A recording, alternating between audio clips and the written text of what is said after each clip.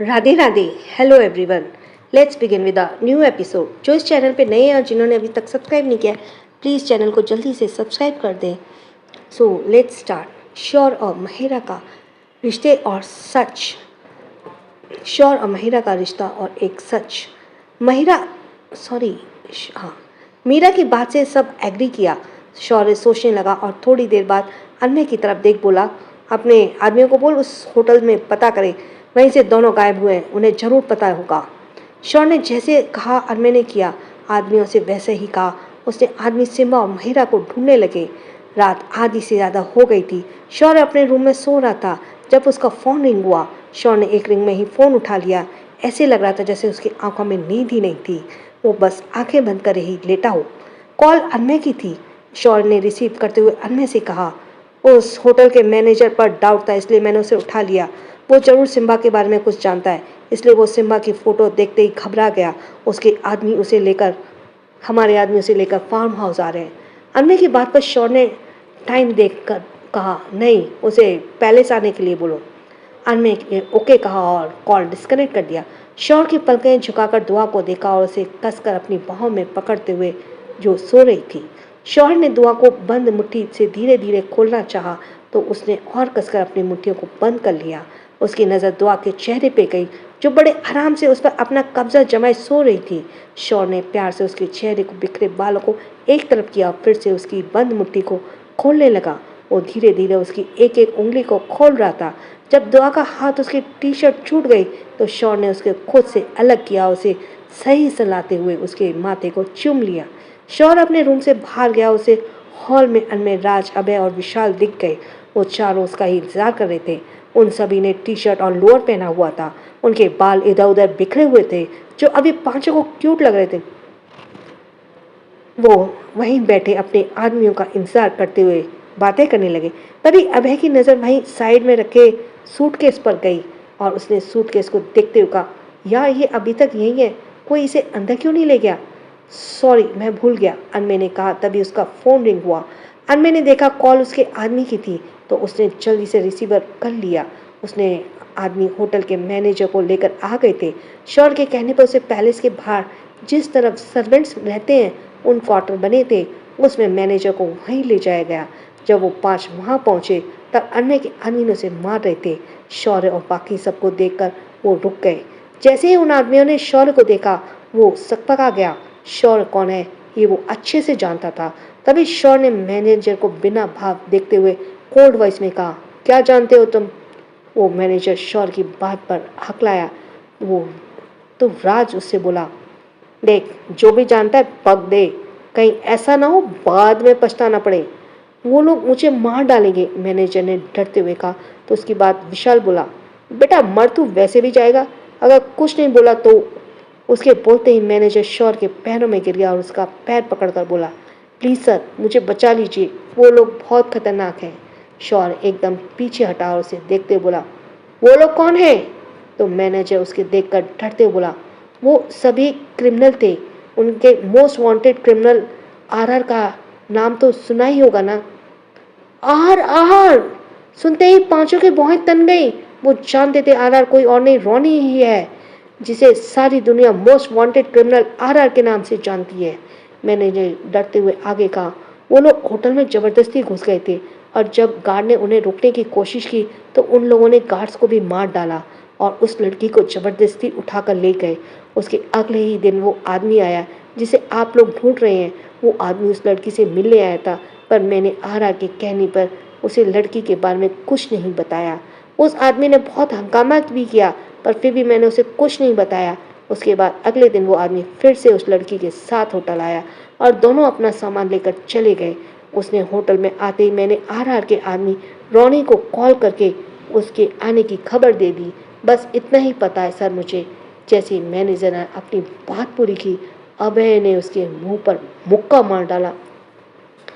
साले, दो लोगों की जान को तूने जानबूझकर खतरे में डाल दिया और बोल रहा है बस इतना ही पता है तुझे? अभय गुस्से से बोला। वो सभी समझ गए मैनेजर के कॉल करने की वजह से ही सिम्बा और महिरा को रोनी ले गया। शौर्य को जो मैनेजर की बात सुनकर सोच लग रहा था, अब उसे सारी कहानी समझ आ गई थी। महिरा के पीछे कोई और नहीं रोनी पड़ा है। और उस रात जब उसने महिरा को बचाया था तब भी महिरा रोनी की कैद से ही निकलकर भाग रही थी। और अब महिरा के साथ जाने से सिम्बा भी फंस गया। सारी बातें सोचते हुए शॉन ने अपनी मुट्ठी कसकर बांध ली और उसने कोल्ड वॉइस में कहा, रोनी कहाँ है अभी? उसकी बात पर अभय बोला, तूने ही तो कहा था अभी सिर्फ उस पर नजर रखनी है। हमारे आदमी उस पर नजर रखे हैं, वो बहुत कम ही बाहर आता है। उसके रहने के लिए भी दिल्ली के बाहर के एरिया को चुना है। वो एरिया बिल्कुल से आउटर तो नहीं है पर दिल्ली और यूपी के बॉर्डर पर पड़ता है। उसकी बात सुनकर शौर बोला, आज की सुबह रोनी को हमेशा याद रहेगी। तैयारी कर, हम आज ही उस पर अटैक करेंगे। इससे पहले कि वो सिम्बा और महिरा को नुकसान पहुंचाए, हमें उन्हें वापस लाना होगा। अभय और विशाल ने सर हिला दिया और आदमी को रेडी होने के लिए बोलकर वो पांचों ही चेंज करने चले गए। जब वो पांचों पैलेस में एंटर हुए तब तक वो एक दूसरे से बातें करते हुए आ रहे थे कि तभी उनकी बातों के बीच किसी ने रोने की आवाज़ आई। शौर के कानों में जैसी ही आवाज़ गई, शौर ने एक साथ हल्का सा ऊपर करते हुए चारों को चुप करते हुए इशारा किया और उस आवाज़ को ध्यान से सुनने लगा। तभी बाकियों ने भी वो आवाज़ सुनी और राज आवाज़ सुनकर बोला, इस समय कौन रो रहा है? उसका साथ देते हुए विशाल बोला, अभी तो 2 बज रहे हैं। वो लोग एक दूसरे से कुछ ना कुछ बोल ही रहे थे कि तभी शौर ने अपने कदम धीरे गेस्ट रूम की तरफ बढ़ा दिए। उसके पीछे पीछे वो चारों भी जाने लगे। जैसे जैसे शौर्य आगे बढ़ रहा था, रोने की आवाज़ और भी तेज़ होती जा रही थी। जब वो पांचों गेस्ट रूम में एंटर हुए तो पांचों ही हैरान रह गए। मीरा बैठी रो रही थी और उसके सामने महिरा का सूटकेस खुला पड़ा था। मीरा को ऐसे रोते देखकर शौर्य ने एक साथ बाकी सब भी उसे घेर कर बैठ गए और समझने की कोशिश करने लगे कि मीरा के रोने की वजह क्या है। थोड़ी देर पहले जब सब मिडनाइट अपने रूम से उनके लिए तो उनकी हार्ट सुनकर मीरा भी आँख खुल गई थी और वो भी अपने कमरे से बाहर जब वो आई तो उसने पांचों को बाहर जाते देखा और उनके पीछे जाने लगी। तभी वो सूटकेस से टकरा गई। ओ, ये अभी तक यहीं रखा है, मीरा ने खुद को संभालते हुए कहा और सूटकेस को लेकर गेस्ट रूम में रखने चली गई। वो गेस्ट रूम में जैसी ही आई तो फिर से स्लिप होकर गिरने लगी। गिरने से बचने के लिए मीरा ने सूटकेस को छोड़कर दीवार पकड़ लिया पर तभी सूटकेस नीचे गिर गया। मीरा ने खुद को संभाला और सूटकेस को उठाया। उसका हैंड स्टैंड उसके हाथ में ही आ गया। सूटकेस भारी था तो उसने उसे हल्का करने के लिए सूटकेस खोला। उससे महिरा के कपड़े निकल पड़े और पर बेड पर ले जाकर रखने लगी। ऐसे करने से उसका पूरा सूटकेस खाली कर दिया।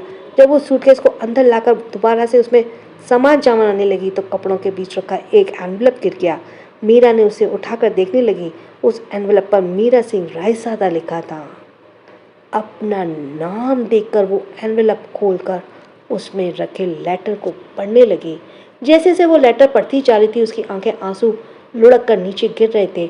उसने लेटर साइड में रखा और कपड़ों में कुछ ढूंढने लगी। उसे कपड़ों में 2 फोटो फ्रेम मिले जिससे एक फ़ोटो उसी नवजात बच्चे की थी जिसकी फ़ोटो उसके पास भी थी और दूसरे फ्रेम में महिरा एक ओल्ड लेडी के साथ थी। उस लेडी को देखकर मीरा का रोना और उसकी धड़कनें तेज़ हो गई और तेज़ हो गई। ये तो वही डॉक्टर है, शैलजा ठाकुर, जिसने 20 साल पहले मेरी डिलीवरी की थी, मीरा ने रोते हुए कहा और फिर माहिरा की तस्वीर देखकर बोली, इसका मतलब माहिरा ही मेरी बेटी है, तो जो मुझे ये ढूंढते हुए दिल्ली आई है। इतना बोलकर मीरा जोर जोर से रोने लगी। Present time. शौर ने मीरा को गले लगाया और उसे शांत करते बोला, माँ आप रो क्यों रही हो? बाकी सब ने भी मीरा को शांत करवाना चाहा पर वो रोती रही। तभी राज की नज़र वहीं पड़े लेटर पर गई और वो लेटर उठाकर पढ़ने लगा। जैसे जैसे लेटर वो पढ़ते जा रहा था उसकी आंखें बड़ी होती जा रही थी। अभय ने उसे देखा और कुछ बोलते को हुआ तभी राज लेटर उसे पकड़ा दिया। अभय का भी लेटर पढ़कर सेम रिएक्शन था। एक एक कर उन चारों ने भी वो लेटर पढ़ा। शौर अभी भी मीरा को चुप कराने में लगा था कि तभी अनमय ने लेटर शौर की तरफ बढ़ा दिया। शौर ने आंखों से ही सवाल किया तो अनमय बोला, पहले पढ़ इसे। उसके बोलते शौर ने लेटर पढ़ने लगा।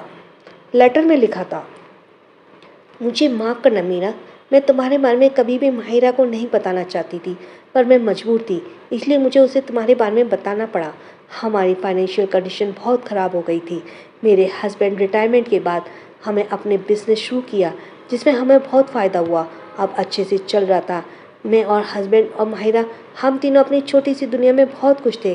तभी हमारी ज़िंदगी में एक शैतान ने दस्तक दी और उसके आते ही सब बदल गया। उसकी बुरी नज़र माहिरा पर पड़ गई और उसने माहिरा को पाने के लिए हमारी ज़िंदगी को नर्क बना दिया।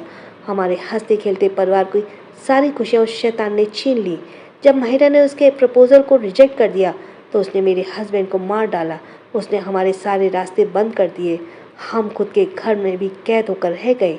जब एक दिन टीवी पर तुम्हें देखा तो मुझे एक उम्मीद मिली।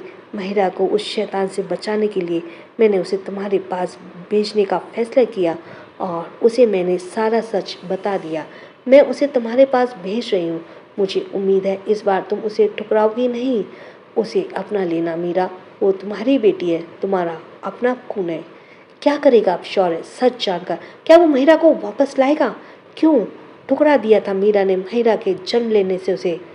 So let's go for the next part, that is episode 205. She is my sister. जब एक दिन टीवी पर तुम्हें देखा तो मुझे एक उम्मीद मिली। माहिरा को उस शैतान से बचाने के लिए मैंने उसे तुम्हारे पास भेजने का फैसला किया और उसे मेरा सारा सच बता दिया। मैं उसे तुम्हारे पास भेज रही हूँ। मुझे उम्मीद है इस बार तुम उसे ठुकराओगे नहीं।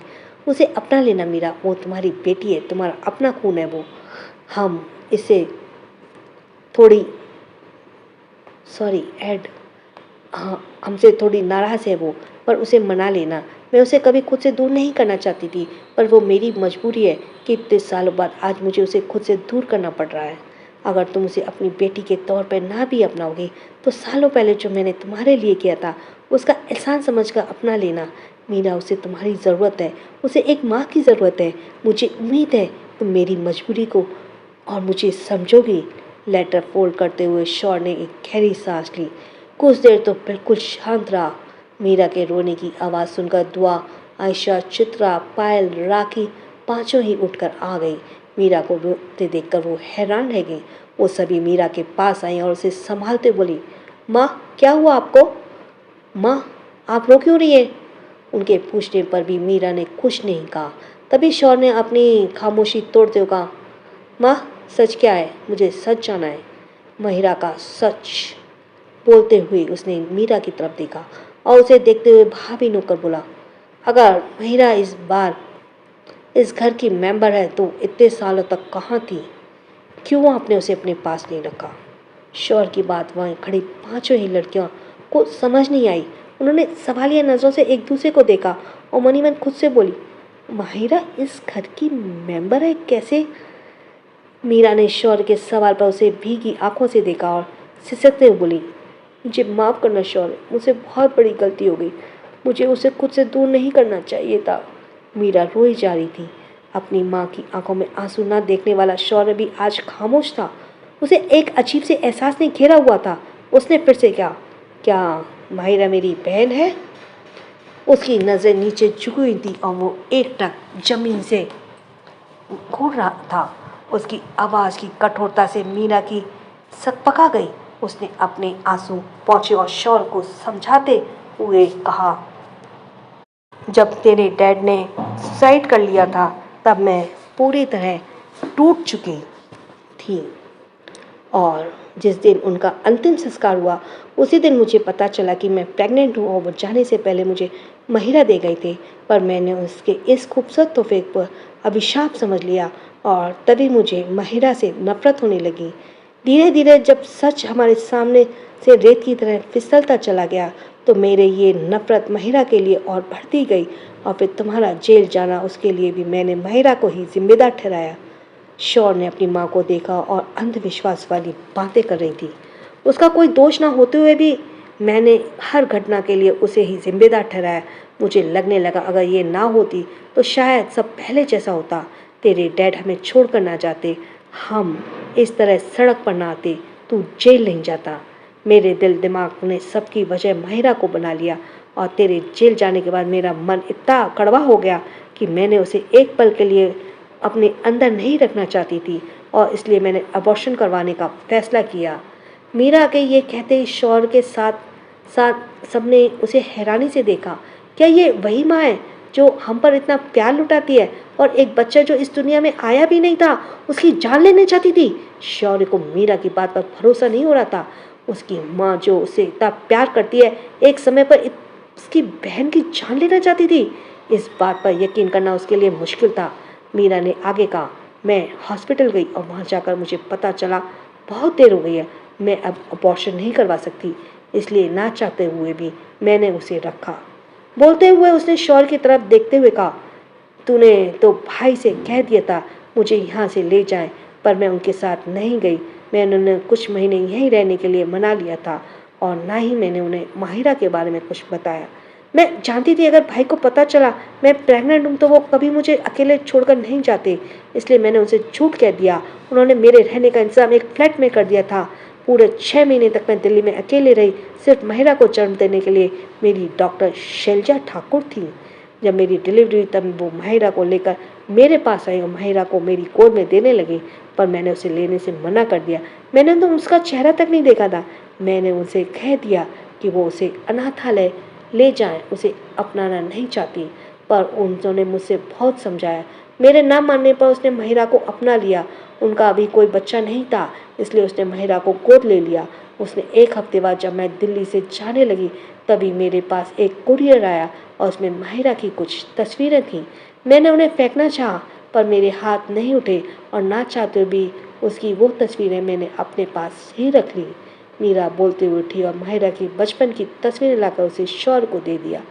शौर्य ने तस्वीरों को देखा। माहिरा उससे बिल्कुल छोटी सी नवजात शिशु थी। उस तस्वीर में उसका मुस्कुराता चेहरा देखकर शौर्य बिना मीरा की तरफ देखते हुए बोला, आप कैसे कर सकती हैं माँ? इतनी छोटी सी माहिरा को आप मुझसे दूर कैसे कर सकती है? क्या आपको एक बार भी उसके ऊपर दया नहीं आई? आपको थोड़ा सा भी अफसोस नहीं हुआ? जो आप कर रही हैं वो बहुत गलत है। शौहर के बोलते ही मीरा ने कहा, हुआ, अफसोस भी हुआ, अपनी गलती का एहसास भी हुआ, पर तब तक बहुत देर हो चुकी थी। मुझे नहीं पता था माहिरा कहाँ है। डॉक्टर शैलजा ने भी रिज़ाइन कर दिया था और अपने हस्बैंड के साथ फॉरेन शिफ्ट हो गई थी। मैं पिछले 3 महीने से लगातार डॉक्टर शैलजा को ढूंढने में लगी हुई हूँ, पर अभी तक मुझे उसका कोई पता नहीं चला। पर आज माहिरा के सामान में मिला ये लेटर और डॉक्टर शैलजा की फ़ोटो ये साबित करते हैं कि माहिरा ही मेरी बेटी है।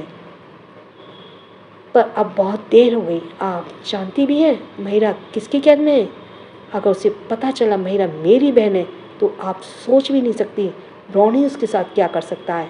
शौर्य ने बेहद गुस्से से एक एक शब्द को पीसते हुए कहा। शौर्य की बातें सुनते ही माहिरा ने उसे देखा और उसे देख रोते हुए बोली, नहीं शौर्य, उसे कुछ नहीं होने देना, उसे ले आओ शौर्य, वो तुम्हारी बहन है। मीरा की बात पर शौर्य बोला, उसे तो मैं ले आऊँगा, पर आपको उसे माफ़ी मांगनी होगी। आपने जो उसके साथ किया है वो माफ़ी के लायक तो नहीं है, पर शायद ये सोचकर वो आपको माफ़ कर दे कि आप अपनी बात पूरी कर। शौर्य वहाँ से चला गया। उसके जाने के बाद दुआ, पायल, चित्रा सब मिलकर मीरा को संभालने लगी। मीरा रोते हुए उनसे बोली, मैंने गलत किया है, मैं जानती हूँ, पर क्या तुम सब अब मुझे माँ कहना छोड़ दोगे? नहीं माँ, कैसी बात करी हो आप? हमारी माँ है और हमेशा रहोगी, दुआ ने समझाते हुए कहा। तो मीरा उसकी बात पर बोली, पर शौहर और महिरा, क्या वो दोनों मुझे माफ़ कर पाएंगे? क्या वो दोनों मुझे माँ कह कर बुलाएंगे? मुझे छोड़ दो, नहीं देंगे ना? मीरा रोते हुए बोली। आयशा, पायल, चित्रा दुखी सबने उसे समझाते हुए और दुआ ने भी समझाते हुए, कोई आपको छोड़कर नहीं जाएगा माँ, सब आपसे बहुत प्यार करते हैं और माहिरा भी मान जाएगी, हम सब मिलकर उसे मनाएंगे। उधर शौर्य गुस्से से स्टडी रूम में आया और रूम में आते ही दीवार पर पंच मारने लगा। वो अपनी फ्रस्ट्रेशन और गुस्सा निकाल रहा था। उसके पीछे आ रहे चारों जब अंदर आए तो शौर्य को दीवार पर पंच मारते देखकर वे सभी हैरान रह गए। दीवार पर खून ही खून हो गया था। राज, अनमय, अभय तीनों ने उसे पीछे से पकड़ा, पर तब भी शौर्य ने एक पंच और दीवार पर मारना चाहा तो विशाल उसके सामने आ गया। शौर्य की गुस्से से लाल आंखें देखकर विशाल बोला, रुक क्यों गया? मारना। शौर्य, ये वक्त गुस्सा करने का नहीं, महिरा को वापस लाने का है। हमें उसे जल्द से जल्द वापस लाना है। इससे पहले कि रोनी का उसको सच पता चले। विशाल के समझाने पर शौर्य शांत हुआ और काउच पर बैठ गया। अभय उसके हाथ पर लगी चोट को ड्रेसिंग करने लगा। अनमय और राज दोनों ही फोन पर बात कर रहे थे। जैसे ही अभय ने ड्रेसिंग और शौर्य उठते हुए बोला, मैं अभी उसे लेने जाऊंगा। उसकी आंखों के सामने बार बार महिरा का चेहरा आ रहा था। जब उस दिन जिस हालत में महिरा ने उसे मिली थी, उसे देखकर उसे इतनी हमदर्दी उसे क्यों हो रही थी, ये सब अब समझ आ रहा था। शौर्य यही सोचते हुए तैयार हो रहा था। जब दुआ रूम में आई तो वो शौर्य को देखकर हैरान रह गई। वो हथियारों से लैस था। दुआ की तरफ बिना देखकर शौर्य ने कहा, क्या माँ आप ठीक है? हाँ, हमने उन्हें मेडिसिन दे दी है और वो अब सो रही हैं। बोलते हुए दुआ उनके पास आई और उसके गले लग गई। शौर्य अभी भी भावहीन था। उसने दुआ को गले लगाया और उसकी पीठ सहलाते हुए बोला, माँ का ख्याल रखना। दुआ ने धीरे से हम कह दिया। इधर पायल ने राज को गन देते हुए कहा, मेरी बहन को वापस लेके आना। तुम फिक्र मत करो, मैं उसे कहीं नहीं कुछ नहीं होने दूंगा। हम उसे वापस लेकर आएंगे। राज ने पायल के गाल पर थपथपाते हुए कहा। राखी, चित्रा और आयशा ने भी अभय, विशाल और अनमय को तैयार होने में मदद की। शौर्य रेडी होकर मीरा के रूम में आया और उसे सोते देख कर चला गया। सुबह के करीब 4 बज रहे थे जब शौर्य सबके साथ रोनी के हिडन पैलेस पर पहुंचा, पर हर तरफ गार्ड्स का पहरा था। इतने सारे गार्ड्स और उसके हाथ में हथियार देखकर वो सभी समझ गए थे कि रोनी यही है। साइलेंटली सबको बड़ी ही चालाकी से मारते हुए वो सभी अंदर जाने लगे। उनके रास्ते में जो भी आ रहा था वो उसे खत्म करते हुए आगे बढ़ रहे थे।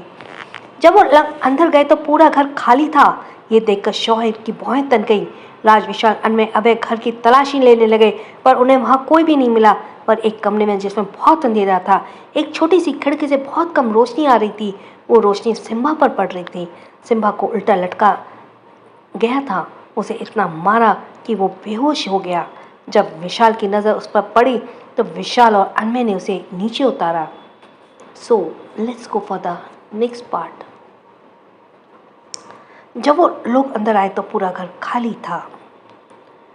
दोनों ने उसे होश में लाने की कोशिश की। अनमय ने उन्हें मुंह पर पानी की छींटे मारी तो वो होश में आया, पर उसकी हालत की कुछ बोलने की ही नहीं थी। वो मुश्किल से अपनी आंखों को खोल पा रहा था। राज जगह का जायजा लेते हुए बोला, शौर्य, यहाँ तो कोई नहीं है। ना रोनी है और ना ही तीनों वो। शौर्य दोनों को बातें सुनकर सोच रहा था। उसे समझ नहीं आ रहा था कि वो सिम्बा को अकेले छोड़कर कहाँ चले गए। वो भी ये सोच ही रहा था कि तभी उसकी भौहें तन गई और उसने जल्दी से कहा, दिस इज अ ट्रैप, जल्दी यहाँ से निकलो।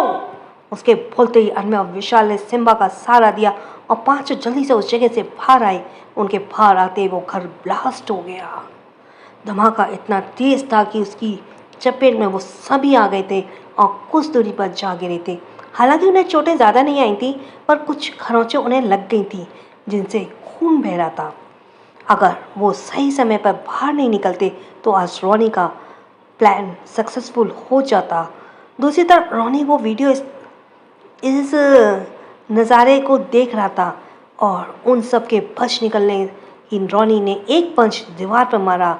उसे तो यही लगा था कि आज उसके जाल में फंसकर वो सभी मर जाएंगे। शौर्य को स्क्रीन पर देखते हुए रोनी दांत पीसते हुए बोला, कोई बात नहीं शौर्य, कब तक बचेगा? एक न एक दिन तो तुझे मरना मेरे हाथों से ही है। इधर शौर्य सिम्बा को लेकर पहले से आ गया। सुबह हो गई थी। वो सभी हॉल में बैठे उन लोगों का इंतजार कर रही थी कि अनमय और अभय दोनों सिम्बा को कंधा का सहारा देकर अंदर लाए।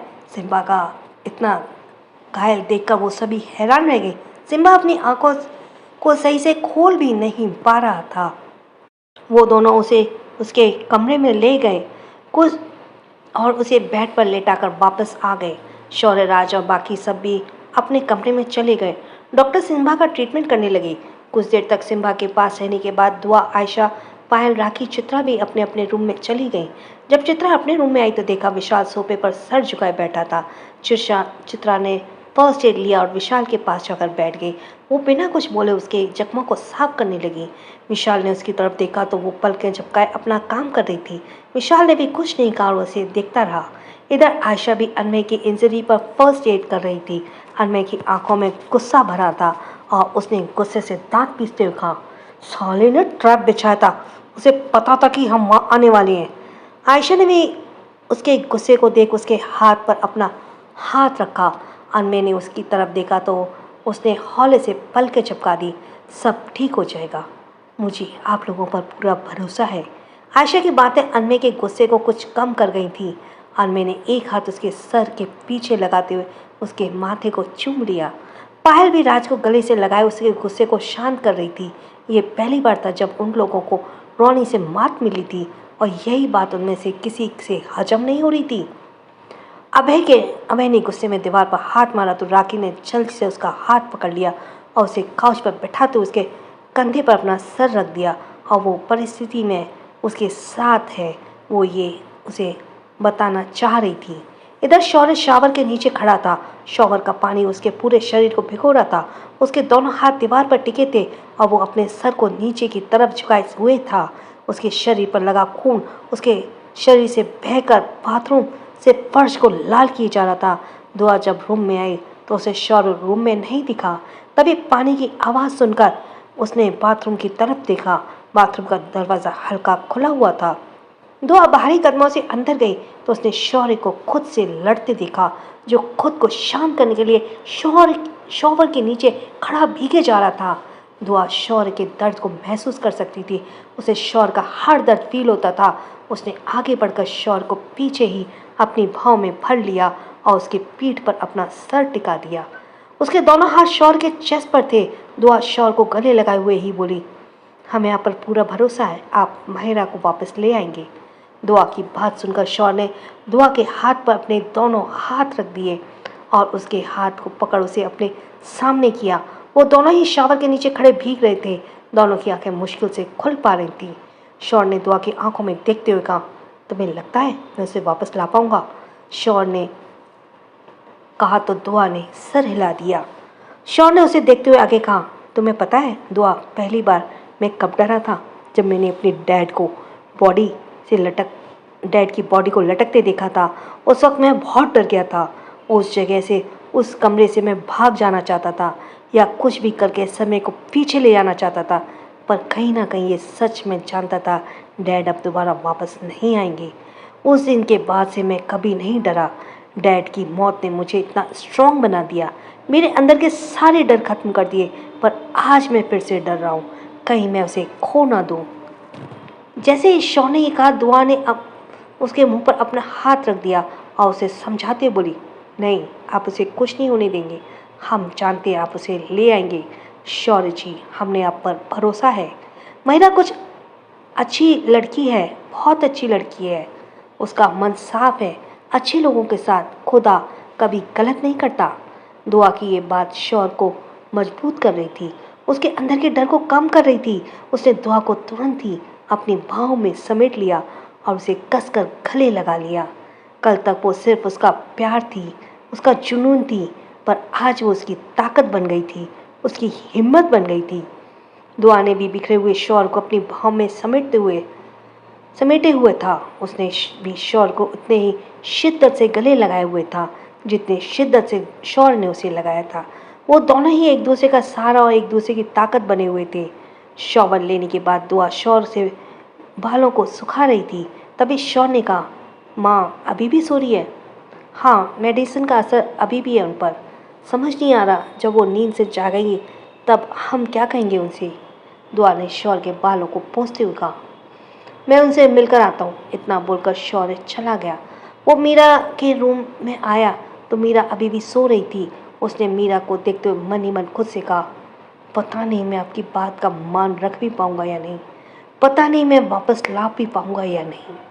ऐसा नहीं था कि शौर्य रोनी या उसकी ताकत से डर गया था, पर जब से उसे पता चला था कि महिरा उसकी बहन है तो उसके अंदर एक डर बैठ गया था। अगर रोनी को पता चल गया कि महिरा उसकी बहन है तो वो उसे बहुत बुरी मौत देगा, और इस बात से शौर्य डर रहा था कहीं उसकी दुश्मनी की कीमत उसकी मासूम बहन को ना चुकानी पड़े। शौर्य मीरा के रूम से निकलकर फिर से रूम में आ गया। सिम्बा के रूम में आ गया। डॉक्टर उसका ट्रीटमेंट कर रहे थे। उन्होंने सिम्बा की कंडीशन के बारे में शौर्य को बताया और चले गए। शौर्य सिम्बा को देख रहा था। उसके शरीर पे बहुत चोटें लगी थी, जिसे पता चल रहा था कि सिम्बा को कितना ज़्यादा टॉर्चर किया गया है। उसे सिम्बा के लिए बुरा लग रहा था। अगर उसने सिम्बा को माहिरा के साथ नहीं भेजा होता तो आज उसकी ये हालत नहीं होती। वो सिम्बा को देखकर जाने लगा, तभी वो आवाज़ सुनकर रुक गया। उसने मुड़कर देखा तो सिम्बा होश में ही कुछ बोलने की कोशिश कर रहा था। वो सिम्बा के पास आया और उसके ऊपर झुककर सुनने की कोशिश करने लगा। सिम्बा बेहोशी की हालत में बार बार माहिरा का नाम ले रहा था। सिम्बा के मुंह से माहिरा का नाम सुनकर शौर्य की भौहें तन गई और उसने सिम्बा को होश में लाने के लिए सिम्बा को हिलाने लगा। इस तरह शौर्य ने उसे झंझोड़ने से सिम्बा ने अपनी आंखें खोली और उसने आंखें खोलते ही जोर से माहिरा का नाम लिया। माहिरा! उसने खुद को देखा तो वो अपने रूम में था। उसने अपने हाथों में लगी ड्रिप निकाली और बेड से उठ खड़ा जाने लगा।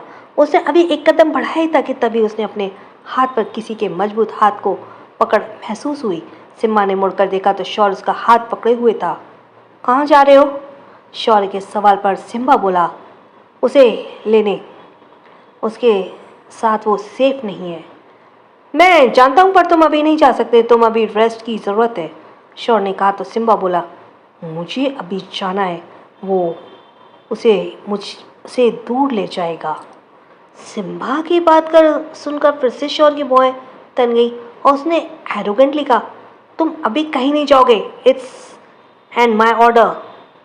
आई एम सॉरी सर, पर आज मैं आपका कोई भी ऑर्डर फॉलो नहीं करूँगा। ये मैटर आपके लिए ज़रूरी नहीं होगा पर मेरे लिए बहुत ज़रूरी है।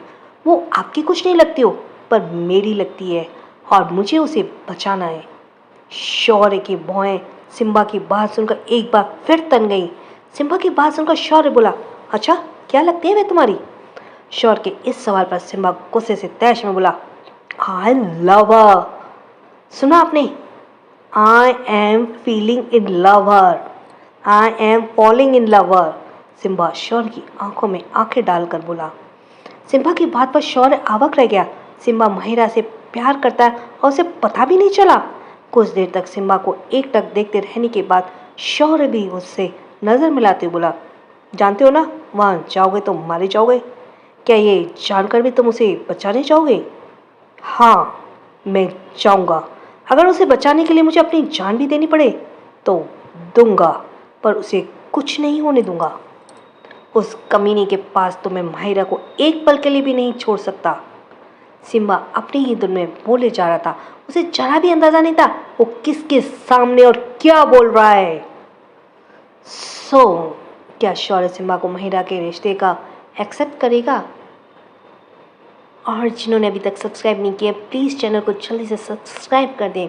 Thanks for listening. छोटों को प्यार, बड़ों को सम्मान। राधे राधे।